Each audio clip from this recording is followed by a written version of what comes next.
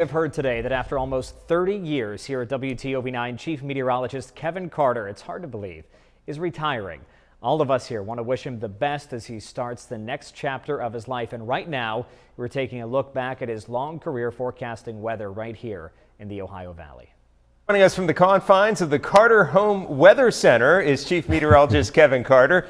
Kevin, what a year. I'm sure you didn't plan on working from home pretty much the entire year. And everyone keeps on asking me, when is Kevin returning to the studio? So, Kevin, do you have a forecast for your future? Yeah, I do. I want to clarify one thing first. So people think I'm in my basement. I'm upstairs in the loft. My wife, Kathy, works at home as well, and she's in the basement. She got the choice working location. But I've been upstairs in the loft. I've actually done as well as I can forecasting from home. It's been a challenge, but it's also been much easier as far as commute goes. But folks, hate to break this to you, but I will not be returning to the station. My contract is running out. So my time at WTOV9 after 29 years and 3 months has come to an end. It's been a great ride, but it's time to move on and go to the next challenge in life. After working for nearly 30 years, you going to miss it?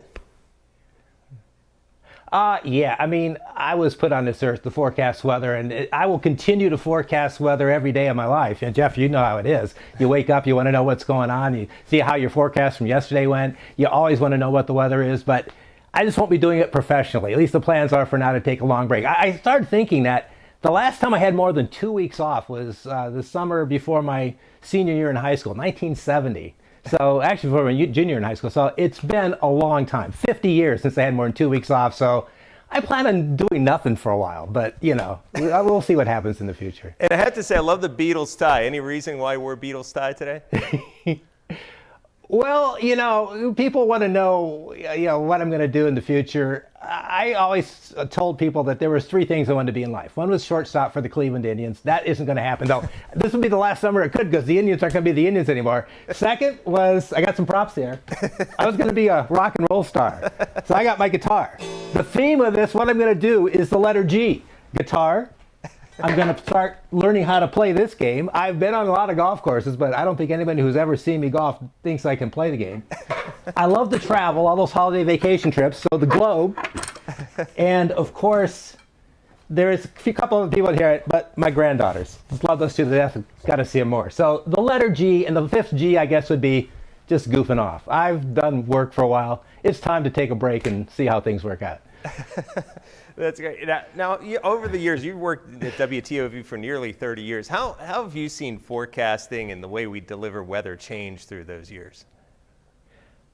Well, my gosh, I mean, I found some old VHS tapes, and hopefully we can get those processed, maybe some of that on the air. And you look back at what we used to do. And I first day at the station, which I don't remember very well, but we didn't have any graphic systems. We had to have write our forecast out on paper, give it to a person. They typed it into a Chiron, it was called, and it was just like a full screen forecast. For weather maps, I used the tapes that Today Show used in the morning, and they would like put those on 2 different tapes, and I had a button in my hand that would make this light go on, so we'd go from one tape to another.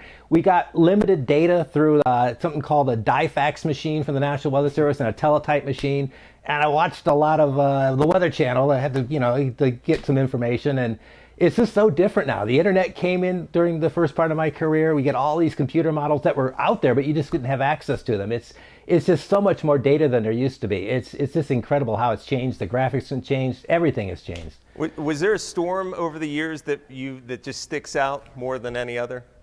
I know you started in 1991. Yeah, I'm thinking of them. One that may jump out. Oh yeah. 2 of them, the blizzard of 1993. And the thing about that storm, again, this is still when pre-internet, at least at the station, and data was hard to come by. But the 3 to 5 day forecast showed this nice area of low pressure just forming in the Gulf of Mexico, coming up the coast. And each day it seemed to be more certain. So it's like, oh yeah, it looks like it's going to be a big storm. And you know, how many times we say there's going to be a big storm, it doesn't happen? This one happened. I mean, 8 to 36 inches of snow. I measured 18 inches of snow at the station. Couldn't justify more than that because the wind was blowing so hard. Yeah. Going to the station, I had to make a detour because a house caught on fire, and I had to back my car down the hill that the station's on. It was a crazy, crazy storm, but man, what a storm that was. And the other, there was a tornado, I think in the year 2000, that as it died, it came right over the station, and I kind of chased the remnants of it across the parking lot. So those 2 stick out in my mind. So storm chasing could be in your future. Yeah, but I don't think you're supposed to do it on foot. Now, you have always put your forecast above everything else, above the graphics. But you strive to have an accurate forecast. Yeah. So why was that so important to you? To me, that was the only reason to watch me, because I was supposed to tell you what the weather was going to be, and I just wanted to get it right. That's all I ever wanted to do. Wanted to get every forecast right, and that's one of the hardest things about being a meteorologist if you're a perfectionist. No such thing as a perfect forecast.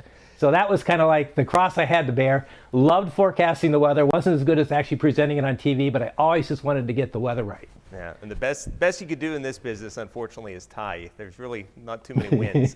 You always, yeah, you always say that. I always think the forecast is out there. If you're clever enough, you can beat the weather and get it right. Because to me, if you predict the weather, you've beaten it. It's trying to trick you, and you're trying to get it right. That was just great. Kevin, almost 30 years of service right here in the Ohio Valley. Of course, we're going to be sad to see him go, but we should mention meteorologist Jeff Exline will be the new chief meteorologist. He's going to stay in the mornings with that sunrise crew. So congratulations to Jeff. And speaking of Kevin,